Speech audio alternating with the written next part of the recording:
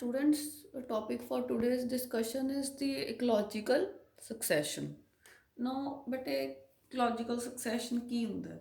Suppose ਕੋਈ pond ਹੈ, ਕੋਈ stagnant water body ਹੈ, ਤਾਂ ਉਹ slowly ਬੇਟੇ ਉਹਦਾ ਜਿਹੜਾ ਬੇਸ ਹੈ ਉਹ ਭਰ ਜਾਂਦਾ ਹੈ and it changes into land.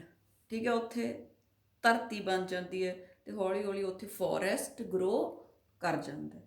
ਜਾਂ ਕੋਈ ਬੰਜਰ ਜ਼ਮੀਨ ਹੈ, ਕੋਈ ਰੌਕਸ ਹੈ, ਕੋਈ ਡਰਾਈ ਏਰੀਆ ਹੈ, ਉੱਥੇ ਵੀ ਬੇਟੇ ਹੌਲੀ ਹੌਲੀ ਜਿਹੜਾ ਹੈਗਾ it gets converted into forest. ਠੀਕ ਹੈ ਨਾ। Why forest is formed?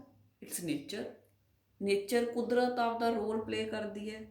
It is the part of the nature ਵਿਚ ਚੇਂਜਸ ਇਟਸੈਲਫ ਫॉर ਸਟੇਬਿਲਿਟੀ। ਆਪਾਂ ਗੱਲ ਕੀਤੀ ਸੀ ਸੈਲਫ ਰੈਗੂਲੇਸ਼ਨ। ਠੀਕ ਹੈ, ਨੇਚਰ ਹਮੇਸ਼ਾ ਸਟੇਬਿਲਿਟੀ ਵੱਲ ਵਧੂਗੀ ਤਾਂ ਜਿਹੜੀਆਂ ਇਸ ਤਰ੍ਹਾਂ ਦੀਆਂ ਚੇਂਜਸ ਆਉਣਗੀਆਂ ਤਾਂ ਕਿ ਸਟੇਬਿਲਿਟੀ ਹੋ ਸਕੇ। ਤਾਂ ਫਿਰ ਬੇਟੇ ਮਿਡਲ ਕੰਡੀਸ਼ਨਸ ਆ ਜਾਂਦੀਆਂ, ਜਿਵੇਂ ਮਿਊਜ਼ਿਕ ਕੰਡੀਸ਼ਨਸ ਕਹਿਣੇ ਆਪਾਂ ਨੂੰ, ਕਿ ਨਾ ਹੀ ਜ਼ਿਆਦਾ ਪਾਣੀ ਤੇ ਨਾ ਹੀ ਘੱਟ ਪਾਣੀ, ਨਾਈਦਰ ਲੈਸ ਨੋਰ ਮੋਰ ਵਾਟਰ। ਠੀਕ ਹੈ, ਜਸਟ ਫॉर ਸਟੇਬਿਲਿਟੀ।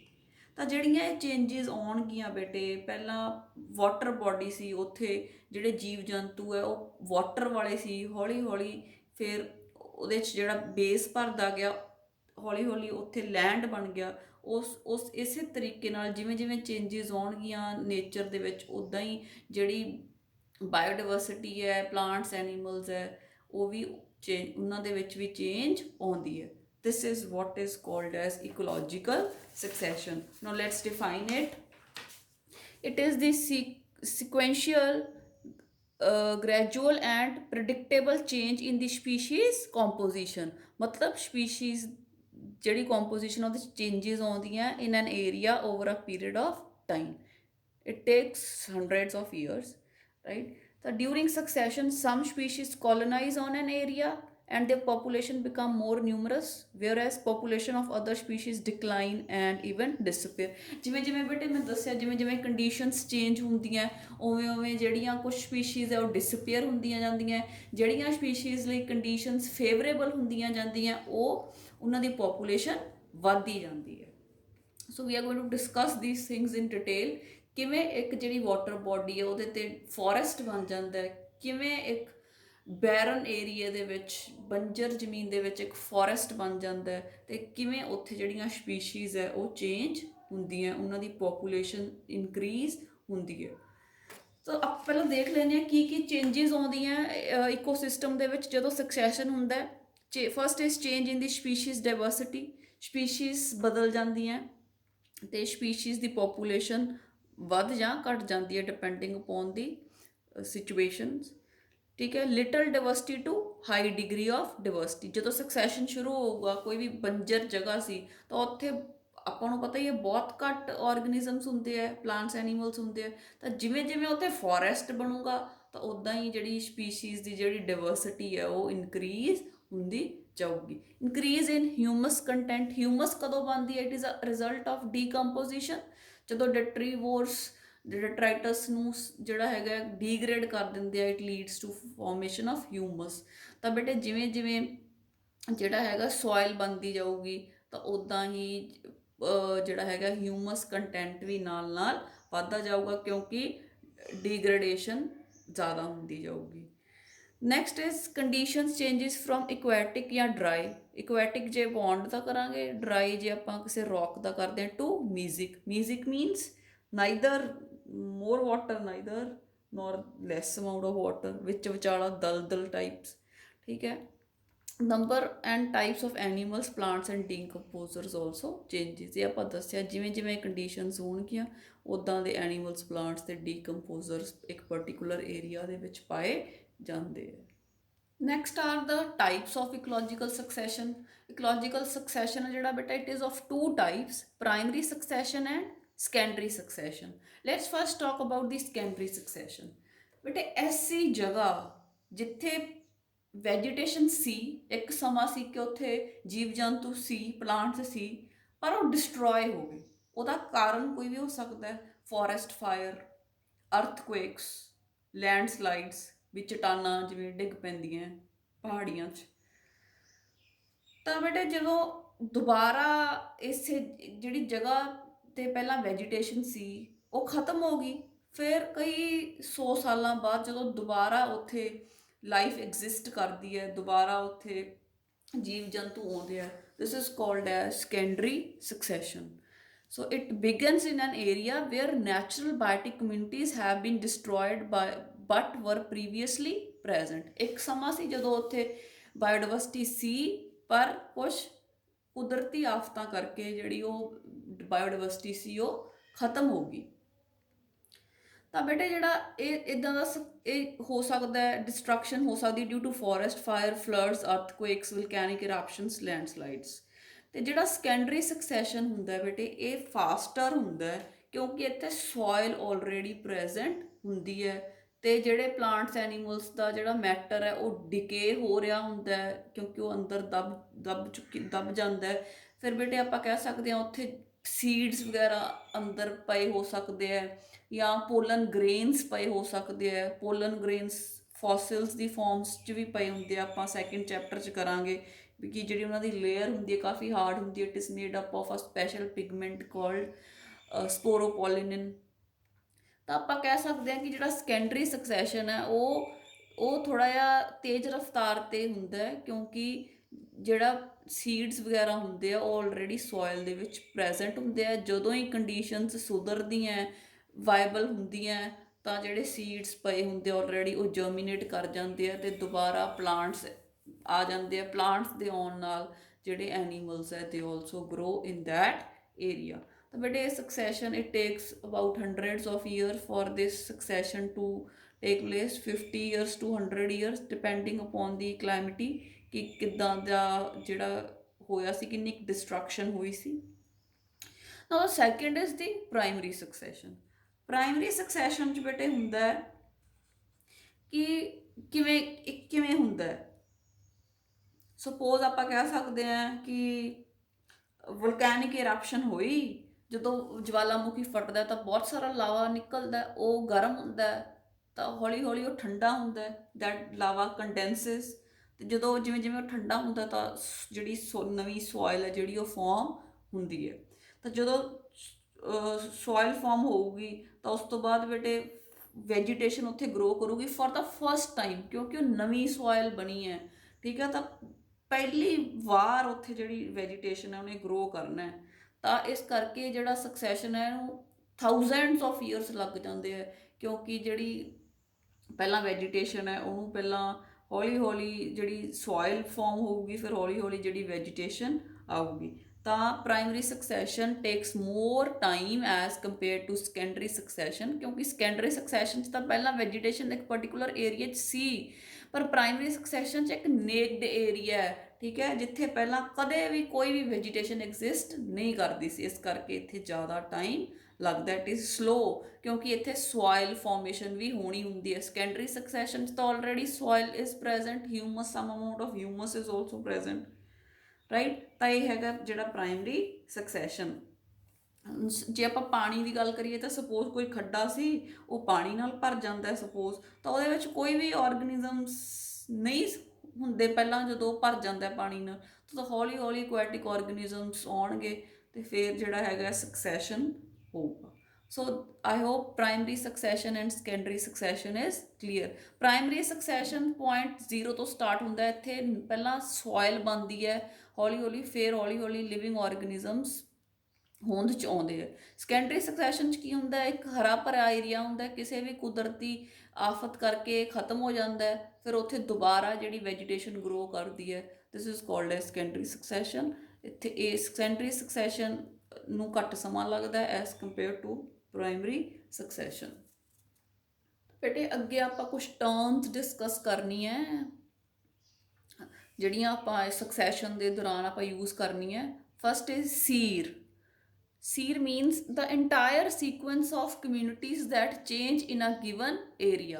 ਮਤਲਬ ਕਿ ਆਪਾਂ ਕਿਹਾ ਕਿ ਪਹਿਲਾਂ ਜ਼ਿਆਦਾ ਪਾਣੀ ਹੈ, ਹੋਰ ਤਰ੍ਹਾਂ ਦੀਆਂ ਸਪੀਸ਼ੀਜ਼ ਆਉਣਗੀਆਂ, ਫਿਰ ਜਿਵੇਂ ਜਿਵੇਂ ਪਾਣੀ ਘਟੂਗਾ ਕਿਸੇ ਵਾਟਰ ਬੋਡੀ 'ਚ ਤਾਂ ਉਵੇਂ ਉਵੇਂ ਜਿਹੜੀਆਂ ਸਪੀਸ਼ੀਜ਼ ਆ ਉਹ ਬਦਲਦੀਆਂ ਜਾਣਗੀਆਂ। ਸਿਮਿਲਰਲੀ ਔਨ ਅ ਰੌਕ, ਠੀਕ ਹੈ। ਤਾਂ ਜਿਹੜੀਆਂ ਇਹ ਚੇਂਜਿਸ ਆਉਣਗੀਆਂ, ਜਿਹੜਾ ਸੀਕੁਐਂਸ ਕਮਿਊਨਿਟੀਜ਼ ਦਾ ਜਿਹੜਾ ਚੇਂਜ ਹੋਊਗਾ, ਦਿਸ ਇਜ਼ ਕਾਲਡ ਐਜ਼ ਸੀਰ।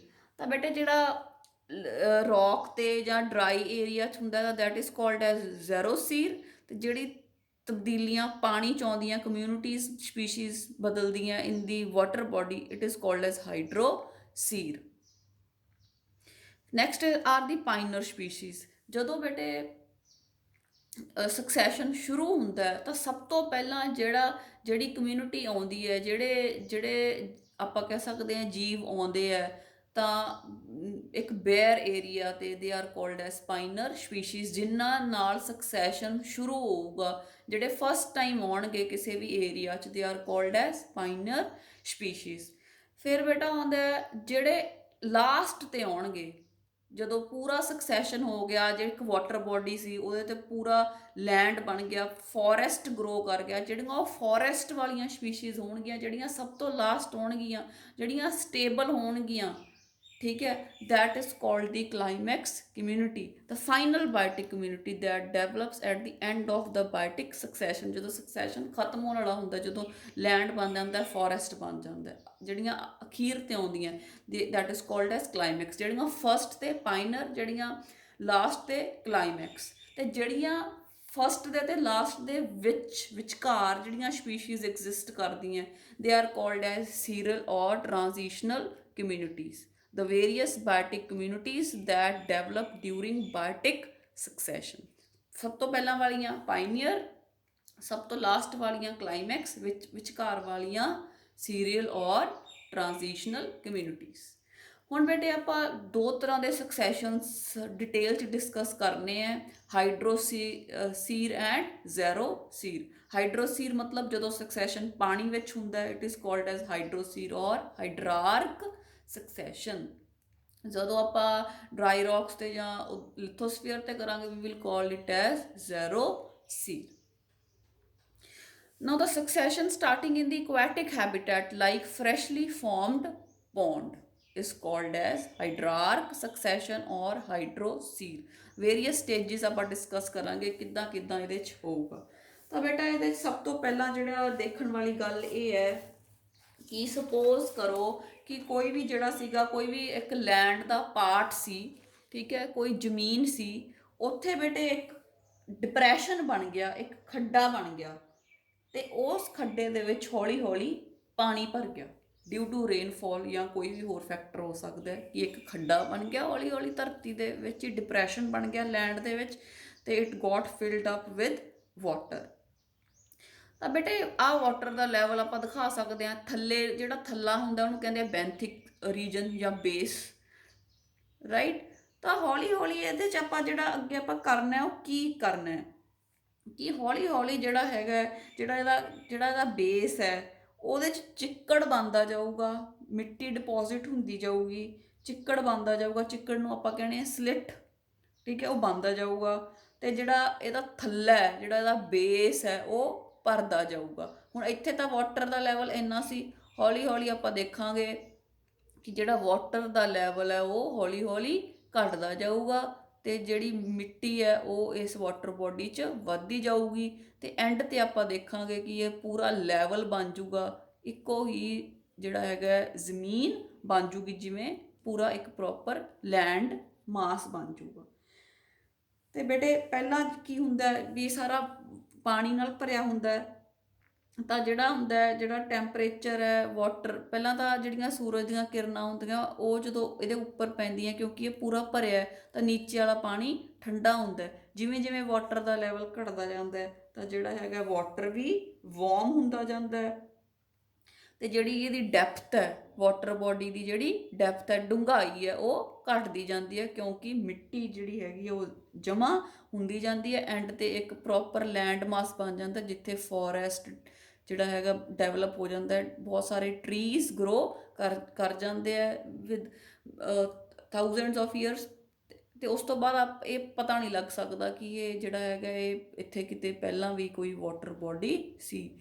ਬੇਟੇ ਆਪਾਂ ਕਹਿ ਸਕਦੇ ਹਾਂ we a person is not able to see a natural succession in life. ਇੱਕ ਆਦਮੀ ਨੈਚੁਰਲ ਸਕਸੈਸ਼ਨ ਨਹੀਂ ਦੇਖ ਸਕਦਾ ਆਪਦੀ ਲਾਈਫ 'ਚ, because it is a very slow process and it takes hundreds of years. So now I hope this is clear ਕਿ ਕਿਵੇਂ ਸ਼ੁਰੂ ਹੋਊਗਾ ਜਿਹੜਾ ਹਾਈਡਰੋਸੀਰ ਹੈ, ਕੋਈ ਵੀ ਲੈਂਡ ਜਿਹਦੇ ਵਿੱਚ ਡਿਪਰੈਸ਼ਨ ਬਣ ਗਿਆ ਤੇ ਉਹ ਪਾਣੀ ਨਾਲ ਭਰ ਗਿਆ, ਇੱਕ ਖੱਡਾ ਬਣ ਗਿਆ, ਤਾਂ ਉਸ ਤੋਂ ਬਾਅਦ ਆਪਾਂ ਦੇਖਣਾ ਕਿ ਇਹ ਜਿਹੜਾ ਖੱਡਾ ਹੌਲੀ ਹੌਲੀ ਦੁਬਾਰਾ ਫਿਰ ਲੈਂਡ 'ਚ ਹੀ ਕਨਵਰਟ ਹੋ ਜਾਊਗਾ ਤੇ ਫੋਰੈਸਟ ਜਿਹੜਾ ਉੱਥੇ ਬਣ ਜਾਊਗਾ। ਉਹਦਾ ਬੇਸ ਹੈ ਜਿਹੜਾ ਉਹ ਹੌਲੀ ਹੌਲੀ ਭਰਦਾ ਜਾਊਗਾ, ਕਿਉਂਕਿ ਮਿੱਟੀ ਡਿਪੋਜ਼ਿਟ ਹੁੰਦੀ ਜਾਊਗੀ। ਇਹ ਸਾਰਾ ਪ੍ਰੋਸੈਸ ਸਟੈਪਸ ਦੇ ਵਿੱਚ ਹੋਊਗਾ। Let's discuss about those steps. First ਜਿਹੜਾ ਬੇਟੇ ਹੁੰਦਾ ਹੈ, ਫਸਟ ਸਟੇਜ ਜਦੋਂ ਸ਼ੁਰੂ ਹੁੰਦਾ ਕੋਈ ਵੀ ਸਕਸੈਸ਼ਨ, ਤਾਂ ਆਪਾਂ ਉਹਨੂੰ ਕਹਿੰਦੇ ਆ ਫਾਈਟੋਪਲੈਂਕਟਨ ਸਟੇਜ। ਕੋਈ ਵੀ ਪਾਣੀ ਹੈ, ਕੋਈ ਵਾਟਰ ਬੋਡੀ, ਉਹਦੇ ਸਭ ਤੋਂ ਪਹਿਲਾਂ ਫਾਈਟੋਪਲੈਂਕਟਨਸ ਆਉਣਗੇ, ਫ੍ਰੀ ਫਲੋਟਿੰਗ ਯੂਨੀਸੈਲੂਲਰ ਪਲਾਂਟਸ। ਤਾਂ ਬੇਟੇ ਜਦੋਂ ਆਉਂਦੇ ਆ, ਸਭ ਤੋਂ ਪਹਿਲਾਂ ਆਉਂਦੇ ਆ, ਤਾਂ ਆਪਾਂ ਕੀਤਾ ਸੀ ਕਿ ਜਿਹੜੀਆਂ ਸਪੀਸ਼ੀਜ਼ ਸਭ ਤੋਂ ਪਹਿਲਾਂ ਆਉਂਦੀਆਂ they are called as the pioneer species.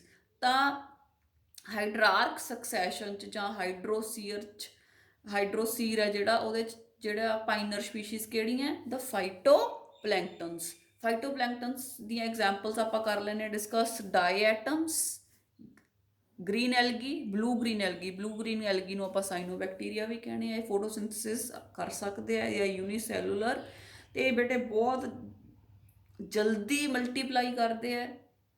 ਤੇ ਇਹਨਾਂ ਦਾ ਆਪਾਂ ਗੱਲ ਕੀਤੀ ਸੀ ਪਿੱਛੇ ਕਿ ਇਹਨਾਂ ਦਾ ਲਾਈਫ ਸਪੈਨ ਘੱਟ ਹੁੰਦਾ ਤੇ ਬਹੁਤ ਜਲਦੀ ਇਹਨਾਂ ਦੀ ਡੈਥ ਵੀ ਹੋ ਜਾਂਦੀ ਹੈ। ਜਦੋਂ ਇਹਨਾਂ ਦੀ ਡੈਥ ਹੋ ਜਾਂਦੀ ਹੈ ਤੇ ਉਹਨਾਂ ਦੀ ਬੋਡੀਜ਼ ਜਿਹੜੀਆਂ ਡਿਕੇ ਹੋ ਜਾਂਦੀਆਂ, ਤਾਂ ਆਰਗੈਨਿਕ ਮੈਟਰ ਬਣ ਜਾਂਦਾ ਵਿਚ ਸੈਟਲਸ down in the water body. ਠੀਕ ਹੈ, ਤਾਂ ਜਦੋਂ ਉਹਨਾਂ ਦੀਆਂ ਜਿਹੜੇ ਆਰਗੈਨਿਕ ਮੈਟਰ ਹੈ, ਜਦੋਂ ਜਿਹੜਾ ਥੱਲਾ ਹੋਊਗਾ ਵਾਟਰ ਬੋਡੀ, ਉਹਦੇ 'ਚ ਬੈਠ ਜਾਣਗੇ, ਤਾਂ ਸੌਫਟ ਮੱਡ ਇਜ਼ ਫਾਰਮਡ। ਥੋੜ੍ਹੀ ਥੋੜ੍ਹੀ ਦਲਦਲੀ ਮਿੱਟੀ ਹੈ ਜਿਹੜੀ ਨੀਚੇ ਥੱਲੇ ਤੇ ਬਣਨੀ ਸਟਾਰਟ ਹੋ ਜਾਂਦੀ ਹੈ। ਉਸ ਤੋਂ ਬਾਅਦ ਆਪਾਂ ਨੂੰ ਪਤਾ ਹੈ ਕਿ ਜਿਹੜੇ ਫਾਈਟੋਪਲੈਂਕਟਨਸ ਹੈ, ਠੀਕ ਹੈ, ਇਹਨਾਂ ਨੂੰ ਕੌਣ ਖਾ ਸਕਦਾ ਹੈ, ਜ਼ੂ ਪਲੈਂਕਟਨਸ ਖਾਂਦੇ ਆ। ਜਦੋਂ ਬੇਟੇ ਇਹਨਾਂ ਨੂੰ ਜ਼ੂ ਪਲੈਂਕਟਨਸ ਖਾਂਦੇ ਆ, ਤਾਂ ਕੁਛ ਜ਼ੂ ਪਲੈਂਕਟਨਸ ਦੀ ਵੀ ਡੈਥ ਹੁੰਦੀ ਹੈ, ਤਾਂ ਜਿਹੜੀਆਂ ਉਹਨਾਂ ਦੀਆਂ ਡੈਡ ਬੋਡੀਜ਼ ਹੁੰਦੀਆਂ ਉਹ ਵੀ ਨੀਚੇ ਬੈਠ ਜਾਂਦੀਆਂ। ਤਾਂ ਸਲੋਲੀ ਜਿਹੜਾ ਡੈਡ ਆਰਗੈਨਿਕ ਮੈਟਰ ਹੈ ਉਹ ਪੌਂਡ 'ਚ ਜਾਂ ਵਾਟਰ ਬੋਡੀ 'ਚ ਵੱਧਦਾ ਜਾਂਦਾ, ਤੇ ਨੀਚੇ ਜਿਹੜੀ ਸੌਫਟ ਮੱਡ ਹੈ ਉਹ ਬਣਨੀ ਸ਼ੁਰੂ ਹੋ ਜਾਂਦੀ ਹੈ ਐਟ ਦੀ ਬਾਟਮ ਆਫ ਦੀ। ਤਾਂ ਬੇਟੇ ਜਿਹੜੀ ਫਸਟ ਸੀਗੀ ਫਾਈਟੋਪਲੈਂਕਟਨ ਪਲਾਂਟ ਸਟੇਜ ਸੀ, ਉਸ ਤੋਂ ਬਾਅਦ ਜਿਹੜੀ ਸੈਕਿੰਡ ਹੈ that is the submerged plant stage.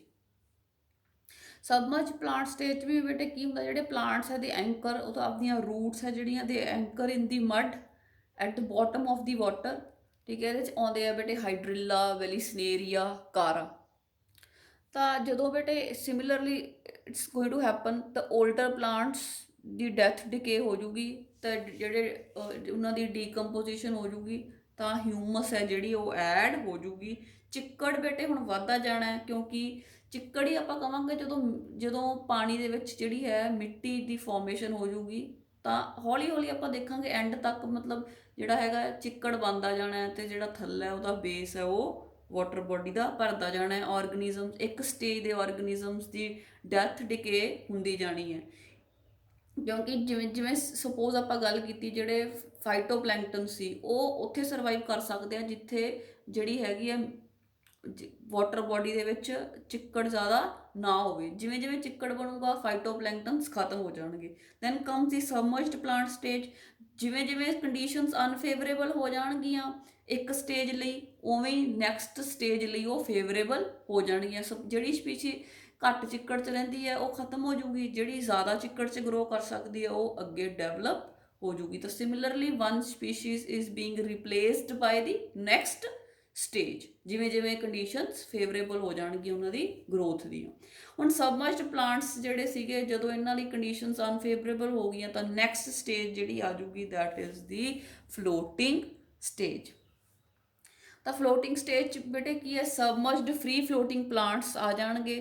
ਠੀਕ ਹੈ, ਤਾਂ ਜਦੋਂ ਆ ਪਲਾਂਟਸ ਸਬਮਰਜ ਪਲਾਂਟਸ ਦੀ ਡੈਥ ਹੋ ਗਈ, ਡਿਕੇ ਹੋ ਗਈ, ਤਾਂ ਜਿਹੜਾ ਬੋਟਮ ਹੈ ਪੌਂਡ ਦਾ ਉਹ ਥੋੜ੍ਹਾ ਭਰਨਾ ਸ਼ੁਰੂ ਹੋ ਜਾਊਗਾ, ਉੱਥੇ ਹਿਊਮਸ ਬਣ ਜੂਗੀ।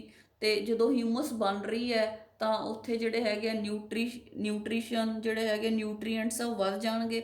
ਤਾਂ ਨੈਕਸਟ ਸਟੇਜ ਜਿਹੜੀ ਫਲੋਟਿੰਗ ਸਟੇਜ, ਜਿਹਦੇ ਪਲਾਂਟਸ ਹੈ ਅਜ਼ੋਲਾ, ਆਈਸ਼ੋਰਨੀਆ, ਵਾਟਰ ਹਾਈਸਿੰਥ, ਪਿਸਟੀਆ, ਨਿਲੰਬੋ, ਲੋਟਸ, ਇਹ ਇੱਦਾਂ ਦੇ ਪਲਾਂਟਸ ਹੈ ਜਿਹੜੇ ਚਿੱਕੜ ਦੇ ਵਿੱਚ ਗਰੋ ਕਰ ਸਕਦੇ ਉਹ ਆ ਜਾਣਗੇ। ਨਾਓ ਜਿਹੜਾ ਹੈਗਾ water level becomes very much decreased and the bottom is further raised. ਹੁਣ ਹੋਰ ਵੀ ਜਿਹੜਾ ਹੈਗਾ ਡੈਪਥ ਹੈ ਜਿਹੜੀ ਉਹ ਰਿਡਿਊਸ ਹੋ ਗਈ ਟੂ ਅ ਗ੍ਰੇਟ ਐਕਸਟੈਂਟ। ਠੀਕ ਹੈ, ਤਾਂ ਹੁਣ ਜਿਹੜੀਆਂ ਕੰਡੀਸ਼ਨਸ ਆ, ਕਿਉਂਕਿ ਵਾਟਰ ਬੋਡੀ ਭਰਨੀ ਸ਼ੁਰੂ ਹੋ ਗਈ, ਤਾਂ ਇਹੋ ਜਿਹੀਆਂ ਕੰਡੀਸ਼ਨਸ ਜਿਹੜੇ ਫ੍ਰੀ ਫਲੋਟਿੰਗ ਪਲਾਂਟਸ ਆ ਉਹ ਨਹੀਂ ਗਰੋ ਕਰ ਸਕਦੇ, ਦੇ ਵਿਲ ਆਲ ਡਾਈ, ਡਿਕੇ ਹੋ ਜਾਊਗਾ, ਉਹਨਾਂ ਉਹ ਵੀ ਹਿਊਮਸ ਬਣ ਜੂਗੀ ਨੀਚੇ, ਪਾਣੀ ਦੇ ਨੀਚੇ ਉਹ ਬੈਠ ਜਾਂਦਾ। ਉਸ ਤੋਂ ਬਾਅਦ ਅਗਲੀ ਸਟੇਜ ਲਈ ਫੇਵਰੇਬਲ ਹੋ ਜਾਂਦਾ। ਅਗਲੀ ਸਟੇਜ ਆਉਂਦੀ ਹੈ ਰੀਡ ਸਵੈਮ ਸਟੇਜ। ਇਹਦੇ ਵਿੱਚ ਬੇਟੇ ਐਮਫੀਬੀਅਸ ਪਲਾਂਟਸ ਮਤਲਬ ਕਿ ਉਹਨਾਂ ਦੀਆਂ ਜੜ੍ਹਾਂ ਤਾਂ ਅੰਦਰ ਮਿੱਟੀ 'ਚ ਹੁੰਦੀਆਂ, ਪਾਣੀ 'ਚ ਤੇ ਦਲਦਲ 'ਚ ਹੁੰਦੀਆਂ, ਤੇ ਜਿਹੜੇ ਉਹਨਾਂ ਦੇ ਸਟੈਮਸ ਹੈ, ਸ਼ੂਟਸ ਹੈ, ਉਹ ਏਅਰ ਦੇ ਵਿੱਚ ਹੁੰਦੇ ਆ। So we call them as reed swamp stage amphibious plants. ਇਹਦੀ ਐਗਜ਼ਾਮਪਲ ਹੈ Phragmites, Typha, Scirpus, Sagittaria etcetera. ਠੀਕ ਹੈ, ਇਹ ਰੀਡ ਸਵੈਮ ਸਟੇਜ ਦੇ ਆਰਗੇਨਿਜ਼ਮਸ ਹੈ। ਤਾਂ ਬੇਟੇ ਇਹ ਜਿਹੜੇ ਪਲਾਂਟਸ ਹੈ ਹੁਣ ਇਹਨਾਂ 'ਚ ਕਾਫੀ ਟਰਾਂਸਪੀਰੇਸ਼ਨ ਹੁੰਦੀ ਹੈ, ਕਿਉਂਕਿ ਇਹਨਾਂ ਦੀਆਂ ਜਿਹੜੀਆਂ ਸ਼ੂਟਸ ਹੈ ਉਹ ਏਅਰ 'ਚ ਹੈ। ਜਦੋਂ ਸਨ ਦੀਆਂ ਰੇਜ਼ ਪੈਂਦੀਆਂ ਤਾਂ ਦੇ ਲੂਜ਼ ਵਾਟਰ ਫਰੋਮ ਦੇ ਲੀਵਸ, ਤਾਂ ਜਿਹਦੇ ਨਾਲ ਟਰਾਂਸਪੀਰੇਸ਼ਨ ਦੇ ਨਾਲ ਵੀ ਜਿਹੜਾ ਕੁਛ ਜਿਹੜਾ ਪਾਣੀ ਹੈ ਵਾਟਰ ਬੋਡੀ 'ਚ ਉਹ ਟਰਾਂਸਪਾਇਰ ਹੋ ਰਿਹਾ, ਉਹ ਖਤਮ ਹੋ ਰਿਹਾ, ਤਾਂ ਵਾਟਰ ਕੰਟੈਂਟ ਵਾਟਰ ਬੋਡੀ 'ਚ ਘਟ ਰਿਹਾ। ਤੇ ਹੋਰ ਜਦੋਂ ਰਿਡਕਸ਼ਨ ਹੋ ਰਹੀ ਹੈ ਵਾਟਰ ਲੈਵਲ 'ਚ, ਤਾਂ ਬੇਟੇ ਹੁਣ ਜਿਹੜੇ ਇਕੁਐਟਿਕ ਪਲਾਂਟਸ ਸੀ, ਜਿਹੜੇ ਇੰਫੇਬੀਅਸ ਪਲਾਂਟਸ ਸੀ, ਉਹਨਾਂ ਲਈ ਜਿਹੜੀਆਂ ਕੰਡੀਸ਼ਨਸ ਆ ਉਹ ਫੇਵਰੇਬਲ ਨਹੀਂ ਰਹੀਆਂ। ਹੁਣ ਅੱਗੇ ਜਿਹੜੇ ਟੈਰੈਸਟਰੀਅਲ ਸਪੀਸੀਜ਼ ਹੈ ਉਹ ਜਿਹੜੀਆਂ ਹੈ ਅੱਗੇ ਉਹ ਆਪਾਂ ਦੇਖਾਂਗੇ ਕਿ ਉਹ ਜਿਹੜੀਆਂ ਉਹ ਐਗਜ਼ਿਸਟ ਕਰਨਗੀਆਂ। So next we the 5th stage ਵਿਚ we have is the marsh meadow stage. ਤਾਂ ਮਾਰਸ਼ਮੈਡੋ ਸਟੇਜ ਤੇ ਆਪਾਂ ਕਹਿ ਸਕਦੇ ਹਾਂ ਹੈਬਿਟੇਟ ਬਿਕਮਸ ਮੋਰ ਮਾਰਸ਼ੀ। ਹੁਣ ਮਤਲਬ ਮਿੱਟੀ ਜ਼ਿਆਦਾ ਹੁੰਦੀ ਜਾ ਰਹੀ ਹੈ ਤੇ ਪਾਣੀ ਦਾ ਲੈਵਲ ਘਟਦਾ ਜਾ ਰਿਹਾ। The plant changes from floating to rooted species. ਪਹਿਲਾਂ ਇਹ ਫਲੋਟ ਕਰ ਰਹੇ ਸੀ, ਹੁਣ ਬੇਟੇ ਇਹਨਾਂ ਨੇ ਆਪਦੀਆਂ ਜੜ੍ਹਾਂ ਜਿਹੜੀਆਂ ਉਹਨਾਂ ਨੂੰ ਧਰਤੀ ਦੇ ਉੱਤੇ, ਧਰਤੀ ਨੂੰ, ਸੋਇਲ ਨੂੰ ਪਕੜ ਲਿਆ, ਜੜ੍ਹਾਂ ਨੇ ਜਕੜ ਲਿਆ। ਠੀਕ ਹੈ, ਦਾ ਪੌਂਡ ਬਿਕਮਸ ਸ਼ੈਲੋਅਰ, ਹੋਰ ਜਿਹੜੀ ਉਹਦੀ ਡੂੰਘਾਈ ਘਟ ਗਈ ਵਾਟਰ ਬੋਡੀ ਦੀ, and it gets transferred into terrestrial stage. ਤਾਂ ਜਿਹੜੇ ਪਲਾਂਟਸ ਗਰੋ ਕਰਦੇ ਆ they are Carex, Juncus, Cyperus, right? And now the conditions become favorable for the woodland stage। ठीक है, पानी होर घट गया। now shrubs which can grow in water lodged soil and can tolerate bright sunlight। ਹੁਣ ਜਿਹੜੇ ਧੁੱਪ ਸਹਿ ਸਕਦੇ ਆ ਉਹ ਵਾਲੇ ਪਲਾਂਟਸ ਐਗਜ਼ਿਸਟ ਕਰਦੇ ਆ, ਲਾਈਕ ਪੋਪੂਲਸ, ਐਲਨਸ। ਪੰਜਾਬੀ 'ਚ ਜ਼ਿਆਦਾ ਪੋਪੂਲਰ ਕਹਿ ਦਿੰਦੇ ਆ, it is not popular, it is Populus, ਤਾਂ and Alnus, right. After that ਬੇਟੇ ਕਮਸ ਦੀ ਕਲਾਈਮੈਕਸ ਫੋਰੈਸਟ, ਜਿਹੜਾ ਲਾਸਟ ਸਟੇਜ ਜਦੋਂ ਸਟੇਬਿਲਿਟੀ ਆ ਗਈ, ਤਾਂ ਦੈਟ ਇਜ਼ ਦੀ ਫੋਰੈਸਟ। ਨਵੀਆਂ ਟਰੀਜ਼ ਆ ਗਏ, ਇਹ ਟਰੀਜ਼ ਦੀ ਹਾਈਟ ਬਹੁਤ ਜ਼ਿਆਦਾ ਹੋਊਗੀ। ਠੀਕ ਹੈ, ਐਗਜ਼ਾਮਪਲ ਆਪਾਂ ਕਰ ਲੈਂਦੇ ਹਾਂ ਅਲਨਸ, ਏਸਰ, ਕੁਰਕਸ, ਟੈਕਸਸ, ABC। ਬਾਕੀ ਡਿਪੈਂਡ ਕਰੂਗਾ ਕਿ ਉਸ ਪਰਟੀਕੂਲਰ ਏਰੀਆ 'ਚ ਕਿੱਦਾਂ ਦੀ ਕਲਾਈਮੈਟਿਕ ਕੰਡੀਸ਼ਨਸ ਹੈ, ਉਸ ਤਰ੍ਹਾਂ ਦੇ ਪਲਾਂਟਸ ਉੱਥੇ ਗਰੋ ਕਰ ਲੈਣਗੇ। ਤਾਂ ਆਪਾਂ ਇਹੀ ਕੀਤਾ ਸੀ ਕਿ ਪੌਂਡ ਤੋਂ ਲੈ ਕੇ ਫੋਰੈਸਟ ਤੱਕ ਆਪਾਂ ਜਾਣਾ। So that is called the secession. ਤਾਂ ਇਹ ਦੈਟ ਇਜ਼ ਕਾਲਡ, ਪਾਣੀ 'ਚ ਹੋਇਆ ਤਾਂ ਵੀ ਕਾਲ ਇਟ ਐਜ਼ ਹਾਈਡਰੋਸੀਰ ਜਾਂ ਹਾਈਡਰਾਰ ਸਕਸੈਸ਼ਨ। ਤਾਂ ਆਪਾਂ ਹੌਲੀ ਹੌਲੀ ਦੇਖਿਆ ਕਿ ਫਸਟ ਫਾਈਟੋਪਲੈਂਕਟਨਸ ਆਏ, ਫਿਰ ਆਪਾਂ ਕਿਹਾ ਸਬਮਰਜਡ ਪਲਾਂਟਸ ਆਏ, ਫਿਰ ਫਲੋਟਿੰਗ ਸਟੇਜ ਆ ਗਈ, ਫਿਰ ਰੀਡ ਸਵੈਂਪ ਸਟੇਜ ਆ ਗਈ। ਉਸ ਤੋਂ ਬਾਅਦ ਆਪਾਂ ਦੇਖਿਆ ਮਾਰਸ਼ ਮੀਡੋ, ਵੁੱਡਲੈਂਡ ਐਂਡ ਫੋਰੈਸਟ। ਪਾਣੀ ਦਾ ਲੈਵਲ ਬੇਟੇ ਘਟਦਾ ਗਿਆ, ਦਲਦਲ ਵੱਧਦੀ ਗਈ, ਸੋਇਲ ਵੱਧਦੀ ਗਈ, ਹਿਊਮਸ ਵੱਧਦੀ ਗਈ, ਵਾਟਰ ਬੋਡੀ ਦੇ ਥੱਲਾ ਭਰਦਾ ਗਿਆ, ਤੇ ਹੌਲੀ ਹੌਲੀ ਉਹ ਇੱਕ ਪ੍ਰੋਪਰ ਲੈਂਡ ਦਾ ਪਾਰਟ ਬਣ ਗਿਆ, ਜਿਹੜਾ ਕਿ ਡਿਪਰੈਸ਼ਨ ਬਣਿਆ ਸੀ। ਦਿਸ ਤੇ ਜਿਹੜੀਆਂ ਫਸਟ ਜਿਹੜੇ ਆਰਗੇਨਿਜ਼ਮਸ ਆਏ, ਆਪਾਂ ਉਹਨਾਂ ਨੂੰ ਕਿਹਾ ਕਿ that are the pioneer communities, pioneer species. ਜਿਹੜੇ ਐਂਡ ਤੇ ਆ ਜਿਹੜਾ ਫੋਰੈਸਟ ਦੀਆਂ ਸਪੀਸ਼ੀਜ਼ ਆਈਆਂ, that are called as the climax communities. So next we have to talk about the xerosere ਜਾਂ xerarch succession on bare rocks or the ਲਿਥੋਸੀਅਰ। ਜਦੋਂ ਕਿਸੇ ਪੱਥਰਾਂ ਦੇ ਉੱਤੇ ਜਿਹੜਾ ਹੈ ਹੌਲੀ ਹੌਲੀ ਪੱਥਰ ਟੁੱਟਣਗੇ, ਹੌਲੀ ਹੌਲੀ ਸਾਰੀ ਸੋਇਲ ਬਣੂਗੀ, ਹਿਊਮਸ ਬਣੂਗੀ, ਤੇ ਇੱਕ ਜਿਹੜੀ ਹੈਗੀ ਹੈ ਪ੍ਰੋਪਰ ਫੋਰੈਸਟ ਜਿਹੜੀ ਕਮਿਊਨਿਟੀ ਹੈ ਉਹ ਆ ਜੂਗੀ। ठीक है, वो पानी चो आप गए towards forest, this is from a dry area, from a rock to the forest. So this is called as xerosear. This type of succession originates on dry land or rock surface where water is deficient. ਪਾਣੀ ਨਹੀਂ ਹੁੰਦਾ। ਜਦੋਂ succession bare rocks ਤੇ ਹੁੰਦਾ, we can also call it as lithosphere। ਤੇ ਬੇਟੇ ਆਪਾਂ ਜਿਵੇਂ ਹਾਈਡਰੋਸੀਰ ਚ ਕਰਕੇ ਆਏ ਕਿ ਡਿਫਰੈਂਟ ਸਟੇजेस ਆਉਂਦੀਆਂ, similarly we have to discuss those stages for the xerosere also. ਤਾਂ ਬੇਟੇ ਕੰਡੀਸ਼ਨ ਸਭ ਤੋਂ ਪਹਿਲਾਂ ਆਪਾਂ ਨੂੰ ਪਤਾ ਹੈ ਕਿ ਬਹੁਤ ਡਰਾਈ ਹੈ, there is no water at all. ਜਿਵੇਂ ਆਪਾਂ ਕਹਿੰਦੇ ਆ ਵੀ ਰੌਕਸ ਤੇ ਸ਼ੁਰੂ ਹੋਣਾ ਹੈ, ਤਾਂ ਬੇਟੇ ਸਭ ਤੋਂ ਪਹਿਲਾਂ ਕੀ ਹੁੰਦਾ ਹੈ, ਲਾਈਕਨਸ। ਲਾਈਕਨਸ ਤੁਸੀਂ ਸੁਣਿਆ, it is a association between algae and fungus. ਠੀਕ ਹੈ, ਸਭ ਤੋਂ ਪਹਿਲਾਂ ਕੋਈ ਵੀ ਜਿਹੜਾ ਬੈਰਨ ਏਰੀਆ ਹੈ ਤਾਂ ਉੱਥੇ ਡਰਾਈ ਏਰੀਆ ਤਾਂ ਉੱਥੇ ਸਭ ਤੋਂ ਪਹਿਲਾਂ ਬੇਟੇ ਲਾਈਕਨਸ ਆਉਂਦੇ ਆ। ਲਾਈਕਨਸ ਅੱਗੇ ਕਿਹੜੇ ਟਾਈਪ ਦੇ ਆਉਂਦੇ ਆ, ਕਰਸਟੋਸ ਲਾਈਕਨਸ। ਠੀਕ ਹੈ, crustose lichens, they are small, very small lichens, and they do not need much water। ठीक है, बहुत थोड़ा पानी चाहिए ਹੁੰਦਾ ਇਹਨਾਂ ਨੂੰ। ਤੇ ਇਹ ਬੇਟੇ ਵਿੰਡ ਦੇ ਥਰੂ ਜਿਹੜੇ ਹੈਗੇ ਆ ਇਹਨਾਂ ਦੇ ਪ੍ਰੋਪੇਗਿਊਲਸ, ਜਿਹੜੇ ਲਾਈਕਨਸ ਹੈ, ਇਹ ਆ ਕੇ ਰੌਕ ਸਰਫੇਸ ਦੇ ਉੱਤੇ ਰੁਕ ਜਾਂਦੇ। ਜਦੋਂ ਬਾਰਿਸ਼ ਹੁੰਦੀ ਹੈ ਤਾਂ ਇਹ ਆ ਕੇ ਰੌਕਸ ਦੇ ਸਰਫੇਸ ਦੇ ਉੱਤੇ ਇਸਟੈਬਲਿਸ਼ ਕਰ ਲੈਂਦੇ ਆਪਣੇ ਆਪ ਨੂੰ, ਉਹਨਾਂ ਦੇ ਉੱਤੇ ਰੌਕਸ ਦੇ ਉੱਪਰ ਸੈਟਲ ਹੋ ਜਾਂਦੇ ਆ, ਕਿਉਂਕਿ ਬਾਰਿਸ਼ ਤੋਂ ਬਾਅਦ ਹਲਕਾ ਜਿਹਾ ਜਿਹੜਾ ਥੋੜਾ ਬਹੁਤ ਪਾਣੀ ਹੁੰਦਾ ਹੈ ਰੌਕ ਦੇ ਸਰਫੇਸ ਤੇ ਪ੍ਰੈਜ਼ੈਂਟ ਹੁੰਦਾ।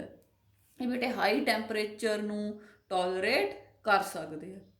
ਤਾਂ ਜਦੋਂ ਇਹ ਰੌਕ ਦੇ ਸਰਫੇਸ ਤੇ ਆ ਕੇ ਆਪਦੇ ਆਪ ਨੂੰ ਬਾਈਂਡ ਕਰ ਲੈਂਦੇ ਆ, ਦੇ ਸਟਾਰਟ ਸਕ੍ਰੀਟਿੰਗ ਐਸਿਡ, ਜਿਵੇਂ ਆਕਜ਼ੈਲੋ ਐਸੀਟਿਕ ਐਸਿਡ। ਜਦੋਂ ਇਹ ਬੇਟੇ ਐਸਿਡ ਸਕ੍ਰੀਟ ਕਰਦੇ ਆ, ਉਸ ਐਸਿਡ ਨਾਲ ਜਿਹੜਾ ਰੌਕ ਦਾ ਸਰਫੇਸ ਹੁੰਦਾ ਉਹਦੇ 'ਚ ਦਰਾਰਾਂ ਪੈ ਜਾਂਦੀਆਂ, ਉਹਦੇ 'ਚ ਡਿਪਰੈਸ਼ਨਸ ਪੈ ਜਾਂਦੇ ਆ। ਜਦੋਂ ਡਿਪਰੈਸ਼ਨਸ ਪੈ ਜਾਂਦੇ ਆ ਤਾਂ ਜਿਹੜਾ ਰੌਕ ਹੈ ਉਹ ਥੋੜ੍ਹਾ ਥੋੜ੍ਹਾ ਟੁੱਟਣਾ ਸ਼ੁਰੂ ਹੋ ਜਾਂਦਾ। ਜਦੋਂ ਉਹ ਟੁੱਟਦਾ ਤਾਂ ਸੋਇਲ ਦੀ ਫਾਰਮੇਸ਼ਨ ਸਟਾਰਟ ਹੋ ਜਾਂਦੀ ਹੈ।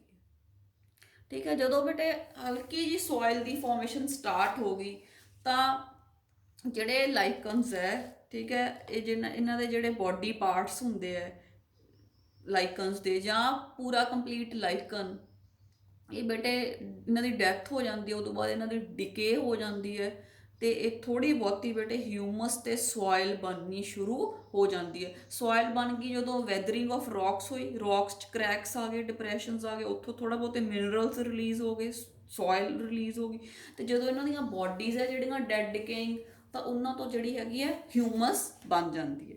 ਜਦੋਂ ਬੇਟੇ ਥੋੜੀ ਜਿਹੀ ਹਿਊਮਸ ਬਣ ਗਈ ਤੇ ਸੋਇਲ ਬਣ ਗਈ, the conditions become favourable for the next stage.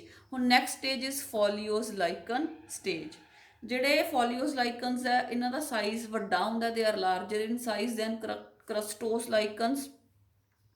ਤਾਂ ਜ਼ਿਆਦਾ ਵੱਡੇ ਹੋਣ ਕਰਕੇ ਜ਼ਿਆਦਾ ਐਸਿਡ ਸਕ੍ਰੀਟ ਕਰਦੇ ਆ, ਜ਼ਿਆਦਾ ਐਸਿਡ ਸਕ੍ਰੀਟ ਕਰਦੇ ਆ, ਜ਼ਿਆਦਾ ਪੱਥਰ ਟੁੱਟਦੇ ਆ ਤੇ more soil is formed because more breaking of rocks takes place. ਤੇ ਫਿਰ ਬੇਟੇ ਜਦੋਂ ਇਹਨਾਂ ਦੀ ਡੈਥ ਹੋ ਜਾਂਦੀ ਹੈ, more humus is added to that area. Now the conditions become favourable for the mosses. Mosses if you remember ਆਪਾਂ bryophytes ਦੇ ਵਿੱਚ ਕੀਤੇ ਸੀ, ਤਾਂ ਐਗਜ਼ਾਮਪਲਸ ਹੈ ਟੋਟੁਲਾ ਗ੍ਰੀਮੀਨੀਆ, ਰਾਈਟ। ਤਾਂ ਬੇਟੇ ਜਿਹੜੇ ਮੋਸਿਸ ਹੁੰਦੇ ਆ ਇਹਨਾਂ 'ਚ ਰਾਈਜ਼ੋਇਡਸ ਆ ਗਏ। ਠੀਕ ਹੈ, ਤਾਂ ਰਾਈਜ਼ੋਇਡਸ ਹੈ ਜਿਹੜੇ they can penetrate deeper into the rocks. ਇਹ ਆਪਦੇ ਜਿਹੜੇ ਰਾਈਜ਼ੋਇਡਸ ਹੈ ਉਹਨਾਂ ਨੂੰ ਅੱਗੇ ਰੌਕਸ ਦੇ ਅੰਦਰ ਜਿਹੜੀਆਂ ਕ੍ਰੈਕਸ ਸੀ ਉਹਦੇ ਵਿੱਚ ਜਦੋਂ ਧੱਸ ਜਾਂਦੇ ਆ ਤਾਂ ਰੌਕਸ ਦਾ ਟੁੱਟਣਾ ਹੋਰ ਜ਼ਿਆਦਾ ਹੋ ਜਾਂਦਾ। ਤਾਂ ਉਹਦੇ ਵਿੱਚ ਬੇਟੇ ਜਿਹੜਾ ਉਹ ਦਰਾਰਾਂ ਹੁੰਦੀਆਂ ਉਹਦੇ ਵਿੱਚ ਜਦੋਂ ਬਾਰਿਸ਼ ਹੁੰਦੀ ਹੈ ਤਾਂ ਉਹਦੇ ਵਿੱਚ ਪਾਣੀ ਇਕੱਠਾ ਹੋਣ ਲੱਗ ਜਾਂਦਾ ਤੇ ਉੱਥੇ ਮੋਇਸਚਰ ਜਿਹੜਾ ਹੈਗਾ ਉਹ ਜ਼ਿਆਦਾ ਹੋ ਜਾਂਦਾ ਤੇ ਮੋਸਿਸ ਈਜ਼ੀਲੀ ਗਰੋ ਕਰ ਸਕਦੇ ਆ, ਕਿਉਂਕਿ ਮੋਸਿਸ ਉਹ ਇੱਕ ਮੋਇਸਚਰ ਵਾਲੇ ਏਰੀਆ 'ਚ ਹੀ ਰਹਿ ਸਕਦੇ ਆ। ਠੀਕ ਹੈ, ਉਸ ਤੋਂ ਬਾਅਦ ਬੇਟੇ ਜਿਵੇਂ ਜਿਵੇਂ ਦਰਾਰਾਂ ਵੱਧਦੀਆਂ, ਹਿਊਮਸ ਕੰਟੈਂਟ ਵੱਧਦਾ ਤਾਂ ਮੋਸਿਸ ਲਈ ਕੰਡੀਸ਼ਨਸ ਅਨਫੇਵਰੇਬਲ ਹੋ ਜਾਂਦੀਆਂ। ਤਾਂ ਉਸ ਤੋਂ ਬਾਅਦ ਆਪਾਂ ਕਹਾਂਗੇ ਕਿ the conditions become favourable for the next stage. Now the next stage is the herb stage. Herb stage 'ਚ ਬੇਟੇ ਗ੍ਰਾਸਿਸ ਮੇਨਲੀ ਆਪਣੇ ਪੋਆ, ਠੀਕ ਹੈ, ਟਰਾਈਡੈਕਸ, ਇੱਦਾਂ ਦੇ ਜਿਹੜੇ ਗ੍ਰਾਸਿਸ ਆ ਉਹ ਗਰੋ ਕਰਦੇ ਆ। ਹੁਣ ਗ੍ਰਾਸਿਸ ਦੀਆਂ ਰੂਟਸ ਹੁੰਦੀਆਂ ਤਾਂ ਰੂਟਸ ਹੈ ਜਿਹੜੀਆਂ ਉਹ ਹੋਰ ਜਿਹੜੀਆਂ ਡਿਪਰੈਸ਼ਨਸ ਦਰਾਰਾਂ ਹੁੰਦੀਆਂ ਉਹਦੇ ਵਿੱਚ ਹੋਰ ਅੱਗੇ ਗਰੋ ਕਰ ਜਾਂਦੀਆਂ ਤੇ further weathering of rocks takes place, ਹੋਰ ਜ਼ਿਆਦਾ ਰੌਕਸ ਟੁੱਟਣੇ ਸ਼ੁਰੂ ਹੋ ਜਾਂਦੇ ਆ, ਜ਼ਿਆਦਾ ਸੋਇਲ ਬਣ ਗਈ, ਮੋਇਸਚਰ ਕੰਟੈਂਟ ਵੀ ਵੱਧ ਗਿਆ, ਹਿਊਮਸ ਵੀ ਜ਼ਿਆਦਾ ਬਣ ਗਈ। ਨਾਓ next the is the ਸ਼ਰਬ stage.